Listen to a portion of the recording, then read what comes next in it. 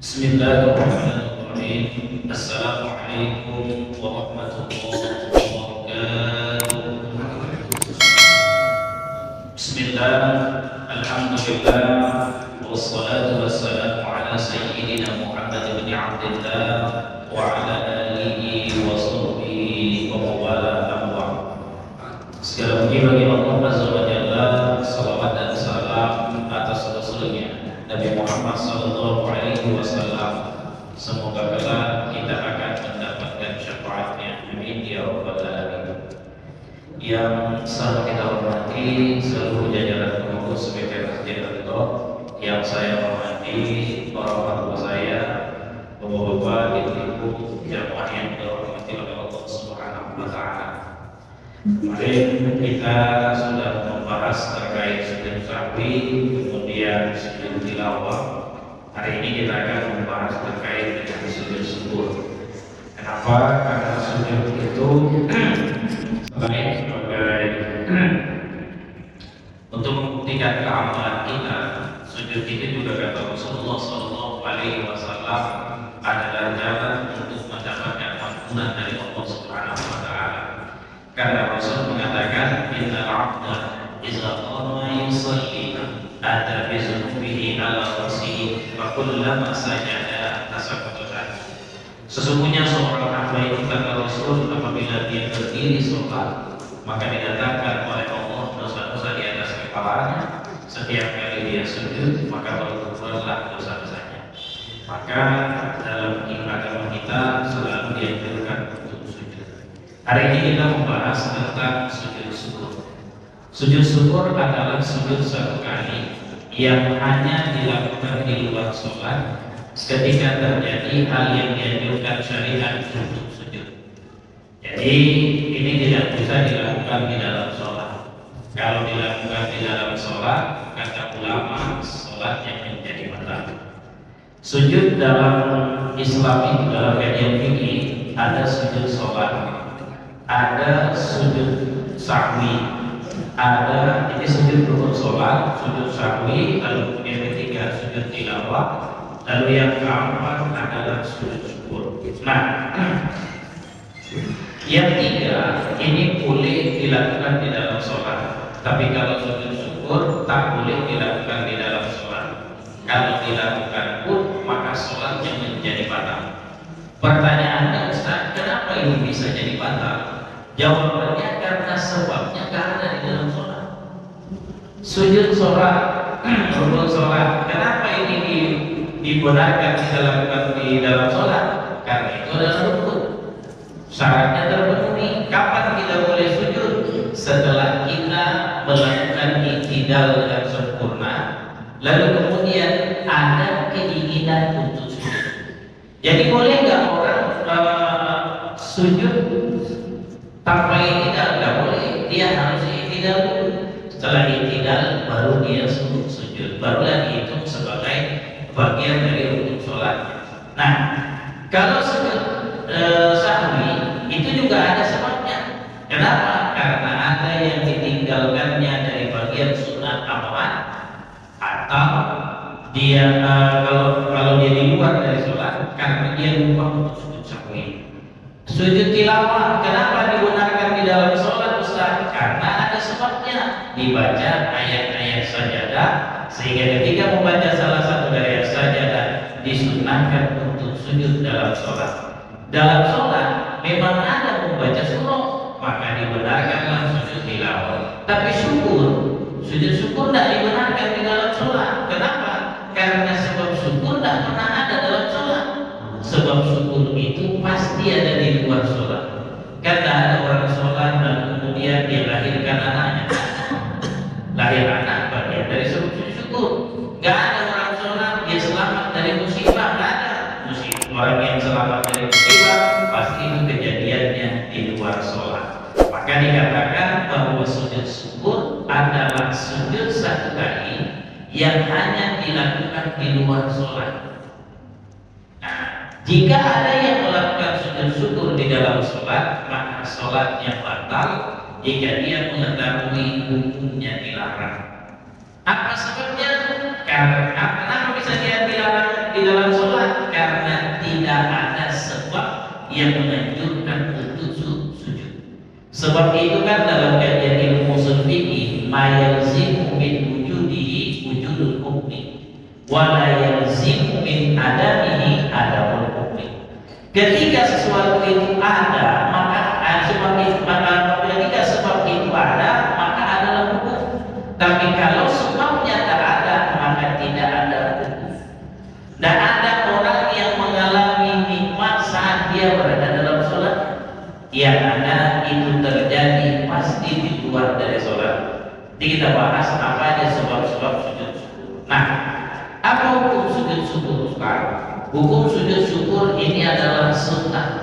Baru dia dikatakan wajib kalau dinazarkannya. Sunnahnya sujud syukur ini juga bukan sunnah muhakkik. Ini hanyalah sunnah mustahab. Kenapa? Karena Rasul tak selamanya juga melakukannya. Pernah juga ditinggalkan oleh Rasulullah Shallallahu Alaihi Wasallam. Nah, apa saja syarat dan rukun dari sujud syukur? Syarat dari sujud syukur itu sama seperti syarat sahnya sholat. Yang pertama, suci dari hadas dan najis. Jadi kalau dalam bahasa sederhananya, kalau dia mau sujud harus dalam keadaan berwudu. Kalau dia punya dosa tidak melakukan dosa besar, hadas besar, dia cuma cukup untuk berwudu. Tapi kalau dia memiliki hadas besar, dia wajib mandi wajib dulu, baru kemudian dia bisa sujud syukur. Nah, yang kedua syaratnya adalah menghadap kiblat. Orang yang sujud syukur baru dibenarkan sujudnya kalau dia menghadap kiblat. Tidak dibenarkan kalau dia tidak menghadap kiblat. Ini yang sering kita tengok. Ada pemain bola sujud dia bilang Islam dia. Belum tentu. Islam itu membenarkan sujud syukur kalau dia menghadap kiblat. Ada orang dapat door prize dia atau dapat hal yang luar biasa. Begitu dia dapat hal yang luar biasa, yang dibuatnya sujud ketika itu. Apakah dia mendapatkan pahala atau bisa dibilang sujud syukur? Jawabannya tidak. Lalu kemudian syarat sujud syukur selanjutnya adalah menutup aurat. Dalam kajian mazhab Imam Syafi'i, dia harus tertutup aurat. Tidak boleh ada yang terbuka. Jadi kalau ada pemain bola lalu kemudian dia sujud, apakah itu sah sujud syukurnya walaupun dia sudah menghadap kiblat? Jawabannya tidak. Kenapa? Karena masih terbuka auratnya. Nah, jadi ini kan sering kita tengok ada orang dapat sampai dia ke tanah suci sujud kadang-kadang di depan pesawat, benar atau tidak? Kita tanya dulu, apakah dia berwudu atau tidak? Kalau tidak berwudu, jelas tak memenuhi. Oh, dia berwudu, apakah dia menghadap kiblat? Tak tahu dia kiblatnya mana, maka itu bukan sujud syukur. Atau apakah dia menutup aurat atau tidak? Kalau tertutup auratnya, lalu kemudian dilakukan setelah mendapat nikmat atau diselamatkan dari bala. Ketika dia dapat nikmat atau diselamatkan dari bala, barulah dia dianjurkan sujud syukur. Nikmat di sini bukan nikmat kecil, nikmatnya harus nikmat besar. Bala itu kan juga sama dalam bentuk yang besar, bukan dalam bentuk yang kecil. Jadi nikmat besar itu seperti apa? Misalnya lahir cucu, itu nikmat besar. Bala itu seperti apa Ustaz? Selamat aman dari banjir, itu nikmat besar. Bala itu kayak yang baru viral ini, ada di gambar lewat mobil, tak lama kemudian jatuh gitu. Tempo, begitu jatuh tempo, misalnya ini awal yang berada di belakangnya, yang ada dua tadi terkena, satu meninggal, kritis kan, awal berada di nomor 3-nya. Selamat kita dari kondisi ini disunahkan untuk sujud syukur. Kenapa? Karena kita selamat dari bala. Nah, sedangkan untuk sujud syukur sama seperti sujud tilawah di luar sholat. Rukunnya sama, apa itu? Takbir yang diiringi dengan niat. Jadi niatnya juga ini takbirnya bukan sekali, tapi nanti jadinya 2 kali. Takbir pertama untuk niat lebih afdolnya berdiri dilakukan. Baru kemudian yang kedua kalau tak berdiri duduk pun boleh. Namanya hal yang sunnah. Allah aku niat sujud syukur karena Allah Ta'ala. Habis itu apa? Allahu Akbar, baru dia sujud. Apa yang dia baca di dalam sujud Ustaz? Sama seperti sujud tilawah. Sajada wajhiya lillazi khalaqahu wa saqahu wa basaruhu fatabaqahu ahsanul khaliqin. Kalau dah hafal subhana rabbiyal a'la wa bihamdi, dah hafal juga subhanallah, dah hafal lagi dia banyak, baru kemudian dia bangkit, lalu kemudian duduk tasyahud akhir dan kemudian salam. Assalamualaikum warahmatullahi wabarakatuh. Assalamualaikum warahmatullahi wabarakatuh. Nah, apa dalilnya Ustaz? Dalilnya adalah apa yang pernah dibuat oleh Rasul. Kita sering tahu bahwa Rasulullah Shallallahu Alaihi Wasallam akan memberikan syafaat kepada kita di hari berbangkit nanti, di yaumil hisab. Itu Allah Subhanahu Wa Taala memberikan kepada Nabi Muhammad kemampuan untuk memberikan syafaat kepada umat-umatnya.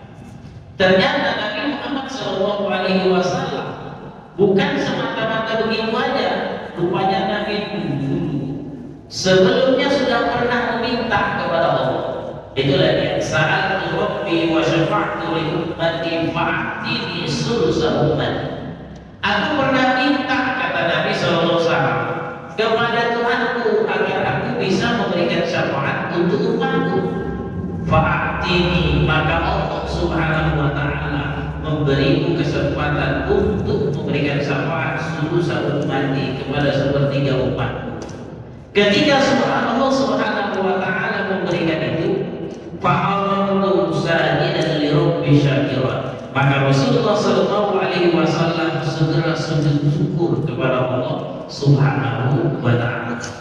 Habis itu Rasul minta lagi, tapi bukan dalam waktu yang benar. Dalam beberapa waktu kemudian Nabi minta lagi kepada Allah Subhanahu Wa Taala sulusa ummati, minta diberikan syafaat, diberikan kepada sepertiga. Lalu kemudian Nabi sujud syukur. Itu yang pertama. Dalilnya yang kedua adalah An-Nabi Bakr, dari Nabi Bakr, An-Nabi Sallallahu Alaihi Wasallam, bahwasanya Nabi Sallallahu Alaihi Wasallam karena idza atahu amrun yasurruhu aw yusarru bihi qarraza dan syukran lillah. Jika datang kepada Nabi Muhammad SAW perkara yang menyenangkan atau membuatnya senang, maka langsung sujud syukur Rasulullah SAW kepada Allah Subhanahu Wa Taala. Artinya Nabi setiap dapat yang menyenangkan atau membuatnya senang, Nabi selalu sujud syukur. Itu dia, itu gambarannya. Nah, apa sebab disunahkan kita sujud syukur? Dalam mazhab Imam Syafi'i disebabkan sunnahnya kita sujud syukur itu yang pertama, ketika hadirnya nikmat yang tampak, yang zahir dan tidak disangka-sangka, seperti sembuh dari sakit, sembuh dari sakit, tapi bukan sakit kepala, sakit yang modelnya berat dari sakitnya, operasi awal tiba-tiba sehat, alhamdulillah berhasil operasinya. Sunnah buat kita untuk sujud syukur.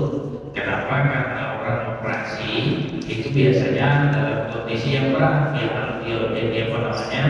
di anestesi, diberikan obat bius kan gitu. Begitu dia siuman sadar, disunahkan dia untuk sujud syukur. Memiliki anak atau cucu, punya anak atau punya cucu apa baru, maka sunnah buat kita untuk sujud syukur. Nah, tidak dianjurkan sujud syukur segala sesuatu yang selalu ada pada orang tersebut. Artinya kalau dia sendiri masih dimilikinya terus menerus, itu tidak sunnah sujud syukur. Apa itu Islam? Kita Islam sunnah kita sujud syukur? Tidak. Kenapa? Karena ini terus menerus ada sama kita. Kaya di sini bukan mesti duitnya banyak, tercukupi kebutuhannya. Dan perlu kita sujud syukur. Lalu apalagi sehat dan melewat sujud syukur. Atau segala hal yang bisa menyebabkan seorang itu sujud selamanya seperti bisa sholat. Artinya tidak dianjurkan habis sholat awal sujud syukur. Ini yang sering kita tengok dulu Pak. Sekarang sudah jarang orang. Habis sholat Jumat, kadang-kadang ada orang sholat rawatib ba'diyah Jumat. Habis itu dia sujud syukur. Apakah itu dibenarkan? Tidak. Kenapa? Karena itu adalah nikmat yang rutin di dalam Allah. Kalau dia orang beriman, pasti dia sholat. Lalu kemudian dia melakukan namanya rawatib atau sholat ba'diyah. Kalau sholatnya ada ba'diyahnya, maka tidak dianjurkan buat dia untuk sujud syukur, karena itu sudah rutin di dalamnya. Yang kedua, kata ulama fikih adalah ketika terkena musibah yang menimpanya, seperti selamat dari kecelakaan. Nah, terkena musibah yang menimpanya, selamat dari kecelakaan. Atau misalnya kayak sekarang hipnotis orang awam nggak berhasil dia. Setelah tersadarkan awam, sunnah itu sujud syukur. Atau misalnya diselamatkan awam dari orang yang utang, atau rupanya dia penjahat, juga utang-utang habis itu lari. Selamat awam dari itu, sunnah buat kita untuk sujud syukur. Nah, karena kita selamat dari musibah namanya.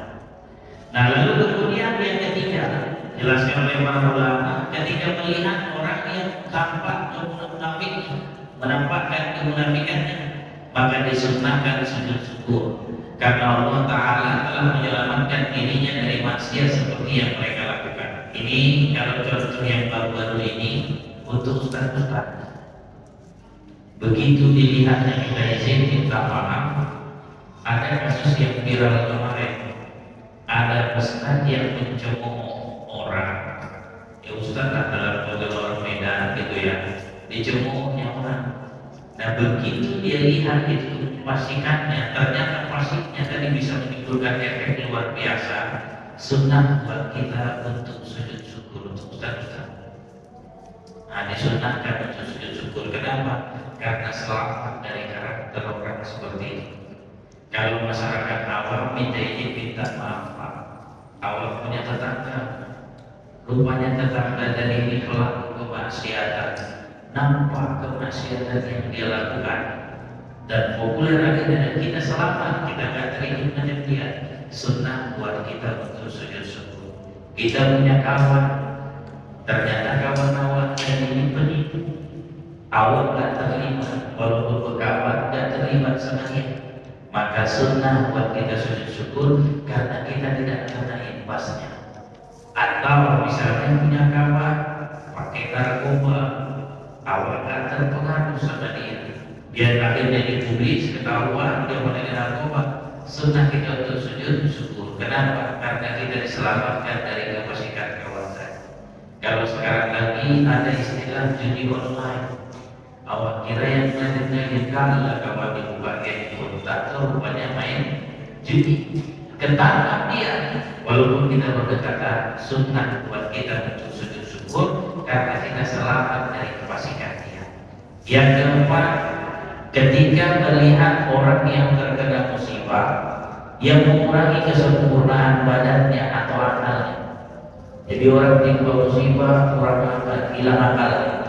Seperti awal tengok orang tuli, orang bisu, orang gila dan lain-lain. Ini sunnah sujud syukur. Kalau zaman sekarang awal tengok banyak ada orang yang jadi manusia, apa namanya? Apa sih namanya pakai badan itu dicacat gitu. Sunnah itu kita sujud syukur. Kenapa? Karena tak diberikan oleh Allah kesempatan gila macam itu.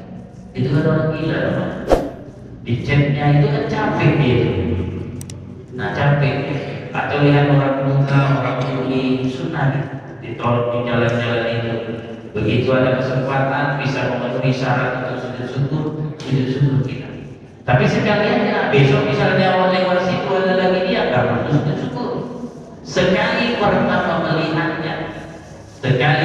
melihatnya, sunnah buat kita sujud syukur. Minimal kita baca doa Nabi ini lah. Alhamdulillahilladzi afani mimma ibtalaka bihi wa faddalani ala katsirin mimman khalaqa tafdila. Nah, ini yang jarang orang buat. Ini rupanya praktiknya Nabi.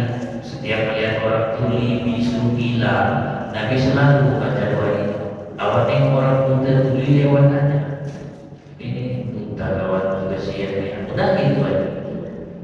Ada orang tuli yang gak peka, dia tiba-tiba hilang pendengarannya. Kalau kamu mau buat apa?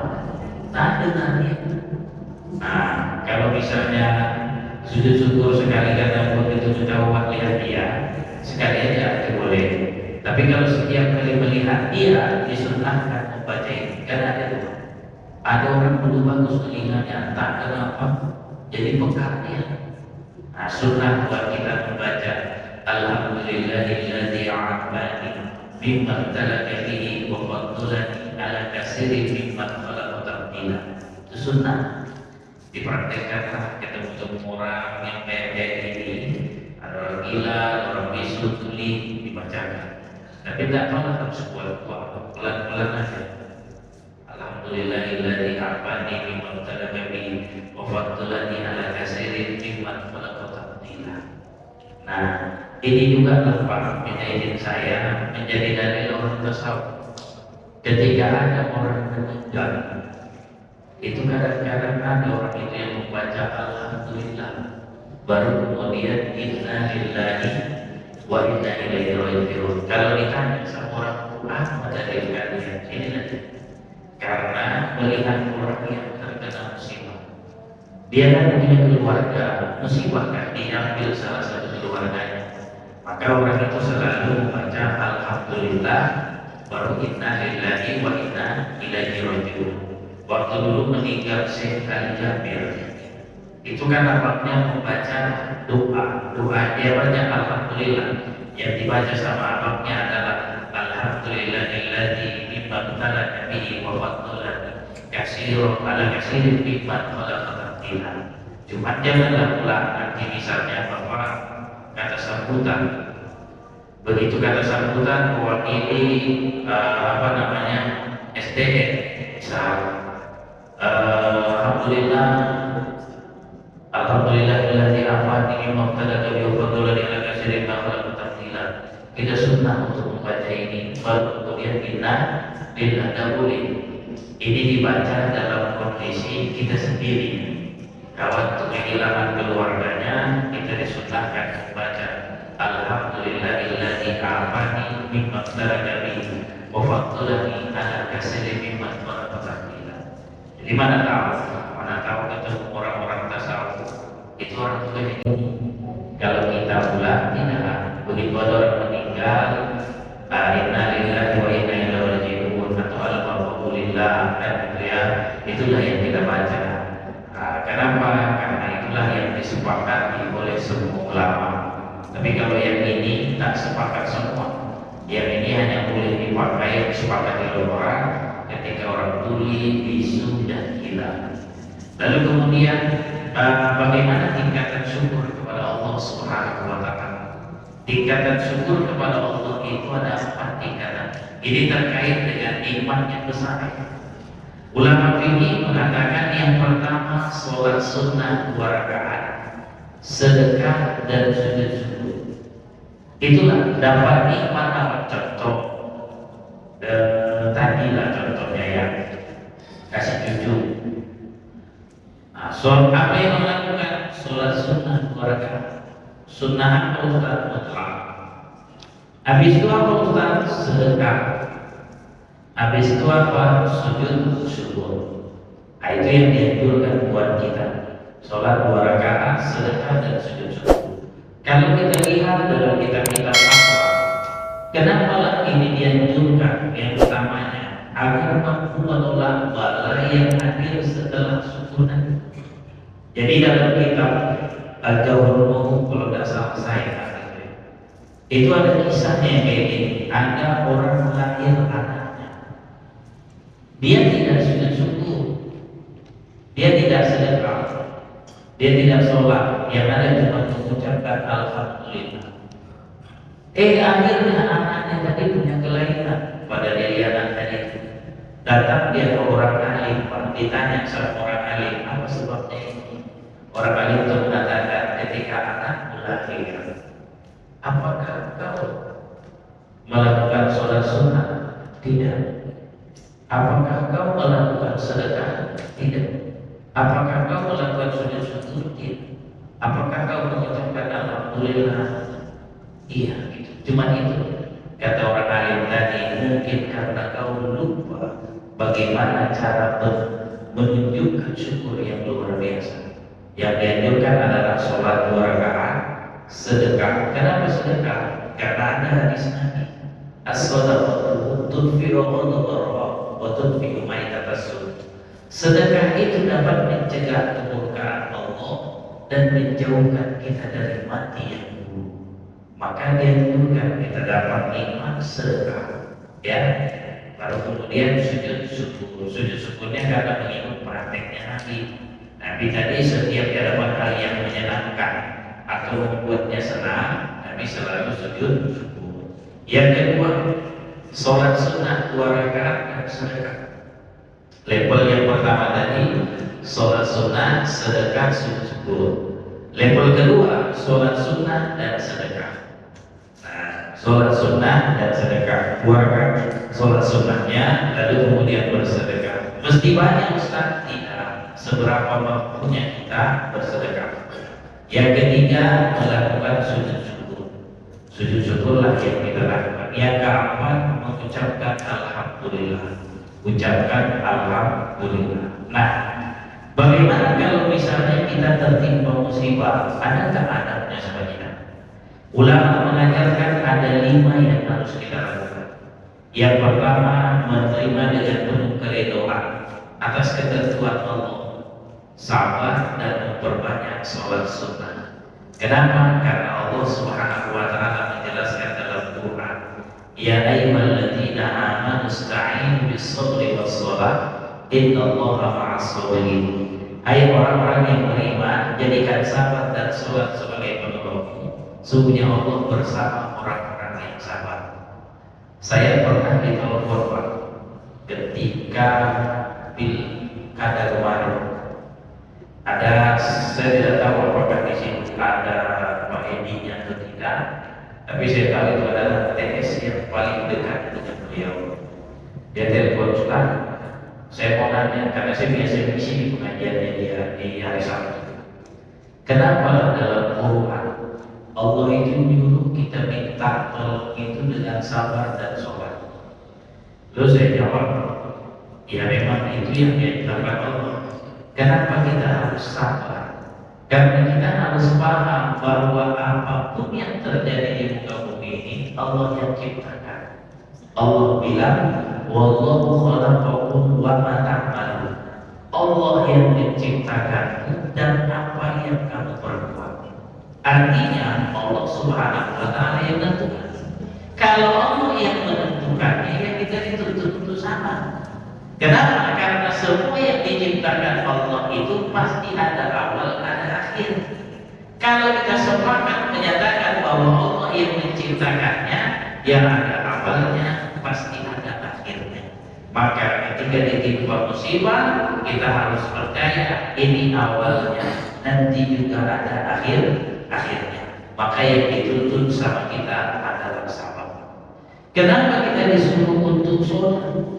Agar kita tidak melakukan 3 hal yang dibenci sama Nabi. Apa itu 3 hal yang dibenci sama Nabi? Yang pertama kata Nabi, man asbaha wa huwa yashkuru al-ma'asi faka'annama yashkurullah. Siapa yang setiap pagi hari, kata Rasulullah SAW, mengadukan Tuhannya, maka dia telah membenci Tuhan. Menceritakan kesulitan hidupnya.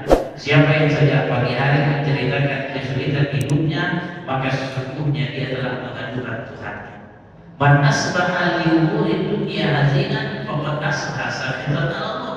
Siapa yang sejak pagi hari ketika berurusan dengan urusan dunianya sedih, maka dia telah membenci ketetapan Allah.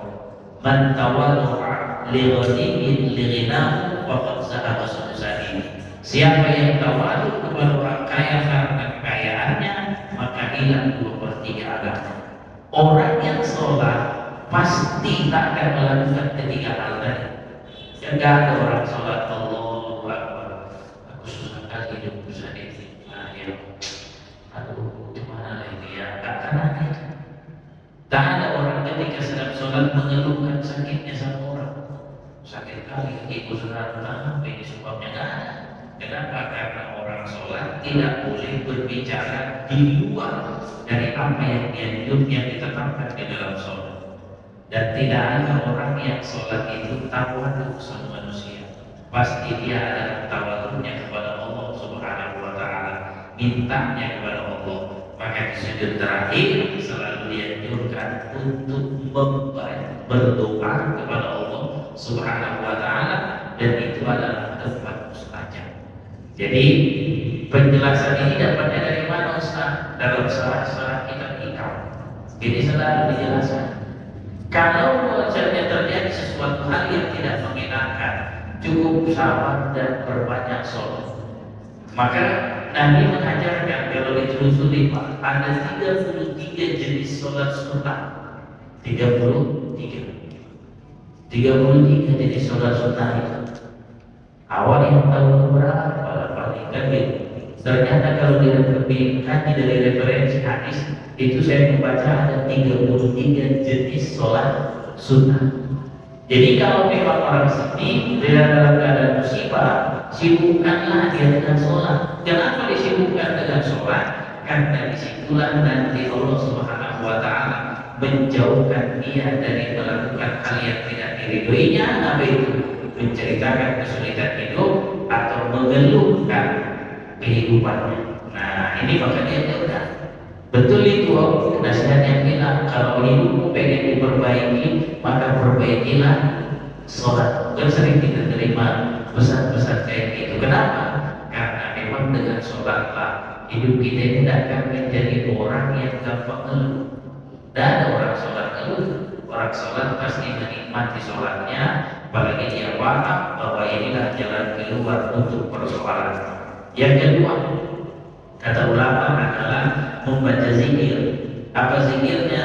La ilaha illallahul azimul halim, la ilaha illallah rabbul arsyil azim, la ilaha illallah rabbus samawati wa rabbul ardi wa rabbul arsyil karim.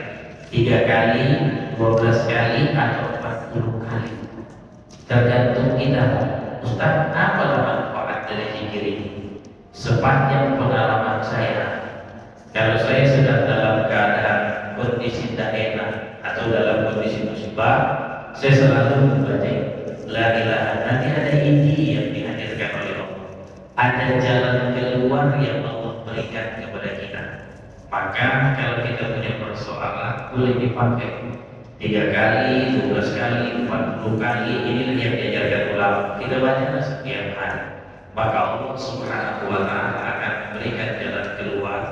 Artinya solusi terhadap musibah atau persoalan yang kita hadapi. Praktekkanlah ini, Ibu. Insya Allah ini akan melahirkan manfaat.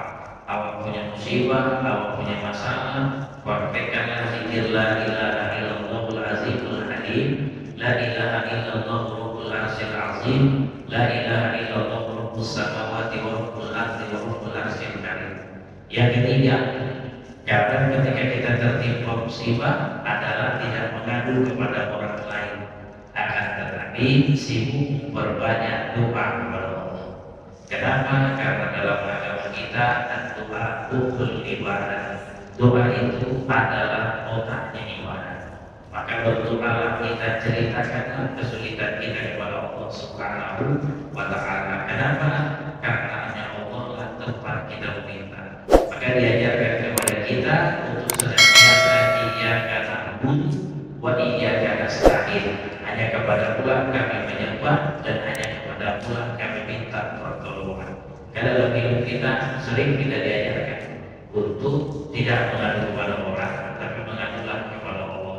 Yang keempat, memperbanyak membaca inna lillahi wa inna ilaihi raji'un. Allahumma innaka ahtasibu musibati wa ajurni minha abdulni biha dibaca. Ustaz, bolehnya berdoa itu sambil baca lihat tulisan ini?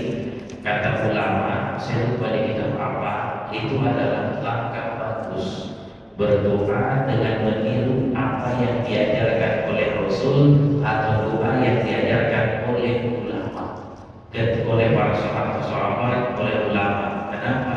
Karena doa yang dibuat biasanya tak ada unsur nafsunya. Tapi kalau waktu doa sendiri kadang-kadang sering muncul unsur nafsu. Maka dianjurkan buat kita berdoa untuk berdoa dengan menggunakan yang diajarkan oleh Rasul atau yang diajarkan oleh para sahabat. Lalu kemudian bersedekah. Jadi kalau misalnya ditimpa musibah, bersedekahlah kita dengan niat agar Allah jauhkan kita dari musibah yang turun kepadanya yang kedua kali. Inna lillahi berdoanya apa? Sedekah itu adalah seperti yang saya bilang tadi, as-shadaqatu tudfi'u ghadabullah wa tudfi'u maitatasu. Sedekah itu dapat mencegah kemurkaan Allah dan menjauhkan kita dari mati yang buruk. Kenapa? Karena sedekah adalah jalan keluar, adalah karunia yang Allah berikan untuk mendapatkan hasil yang baik. Tapi ingat, jangan jadikan sedekah ini sebagai senjata. Sedekah ini hanya isinya harapan agar Allah Subhanahu wa Ta'ala menjauhkan kita dari musibah yang kedua kalinya. Ada orang melakukan sedekah, tujuannya adalah ngapain sedekah? Ya, mohon maaf, nyogok Allah, mancing Allah, nyogok Allah supaya darah ini lancar. Kita sedekah itu ya semata-mata berharap, harapannya dijauhkan Allah dari hal yang kebakaran. Maka di dalam Nabi mengatakan dawu marduhu bis-shadaqah, obati penyakitmu dengan sedekah. Tapi bukan kalau mengobati sedekah aja, enggak. Salah satu instrumen untuk bisa menyembuhkan kita dari penyakit adalah bersedekah. Bukan semata-mata sedekah aja, yang lain juga kita lakukan karena tidak tahu kita di mana yang kesembuhan itu diberikan oleh Allah. Kali ini cocok ini buat kita, apakah akan datang cocok lagi? Belum tentu. Itu kan pernah terjadi pada Nabi Isa. Nabi Isa kan pernah sakit gigi. Nabi Isa pernah sakit gigi. Udah ikhtiar dia kemana-mana nggak sembuh-sembuh. Berdoa ya sama Allah, ya Allah sembuhkan lagi itu. Kata Allah, kau ambil aja rumput yang ada di depan rumah, kau makan. Begitu dia ambil bisa dimakannya, hilang sakit gigi. Tapi pas sakit gigi yang kedua, yang selanjutnya datang lagi sakit giginya. Dia lupa kepada Allah. Begitu sakit gigi dia mana? Oh ini sakit gigi di rumput dia. Diambilnya rumput tadi dimakannya, tambah sakit gigi. Dia tanya sama Allah, ya Allah, kenapa aku mengalami sakit gigi lebih parah saat makan rumput ini? Padahal dulunya ketika aku makan rumput ini gigi itu sembuh. Kata Allah Subhanahu wa Ta'ala, wahai Isa, akulah Tuhan yang mendatangkan penyakit dan akulah Tuhan yang menyembuhkan. Dulu waktu kau sakit, kau tanya sama aku, ya Allah sembuhkan ini, uang obatnya. Kata Allah, ambil rumput tadi. Rumput tadi hanya sebab. Kenapa? Karena memang udah habis nanti penyakit itu kalau dimakan rumput tadi. Pas yang kedua sakit giginya, dimakan rumput tadi kok tambah sakit. Kata Allah, belum habis masa penyakit itu, baru mulai. Kata Allah, mana pula bisa cepat-cepat, ada durasinya. Tunggulah sampai masanya makanan di sakit gigi itu makan. Jadi sedekah itu bukan caranya untuk menyembuhkan penyakit. Artinya ini kalau udah sedekah sembuh atau tidak. Sedekah itu maknanya adalah instrumen alat untuk mendapatkan kemudahan oleh Allah Subhanahu wa Ta'ala agar penyakit kita diangkat. Tapi apakah pasti dengan sedekah? Belum tahu. Bisa jadi dengan sedekah disitulah dihadirkan syukur pada diri kita, sabar pada diri kita, dihadirkan keridhaan pada diri kita.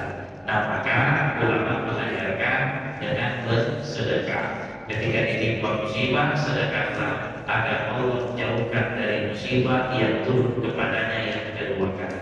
Baik, barangkali ada yang mau ditanya seputar terkait dengan sujud syukur atau seputar terkait dengan musibah. Baik, silakan, saya persilakan. Izin boleh minum.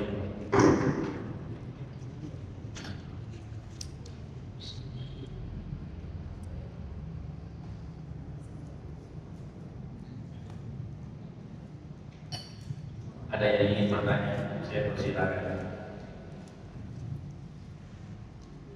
Ada? Baik. Iya.